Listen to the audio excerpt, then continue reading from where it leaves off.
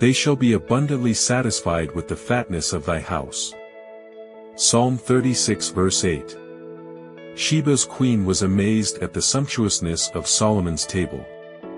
She lost all heart when she saw the provision of a single day, and she marveled equally at the company of servants who were feasted at the royal board. But what is this to the hospitalities of the God of grace? 10,000 of his people are daily fed, hungry and thirsty. They bring large appetites with them to the banquet, but not one of them returns unsatisfied. There is enough for each, enough for all, enough for evermore. Though the host that feed at Jehovah's table is countless as the stars of heaven, yet each one has his portion of meat.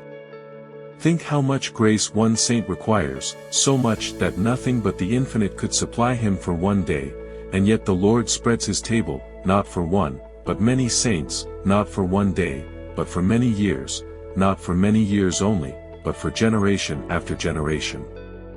Observe the full feasting spoken of in the text. The guests at Mercy's banquet are satisfied, nay, more abundantly satisfied, and that not with ordinary fare, but with fatness, the peculiar fatness of God's own house, and such feasting is guaranteed by a faithful promise to all those children of men who put their trust under the shadow of Jehovah's wings. I once thought if I might but get the broken meat at God's back door of grace I should be satisfied, like the woman who said, "The dogs eat of the crumbs that fall from the master's table," but no child of God is ever served with scraps and leavings, like Mephibosheth. They all eat from the king's own table.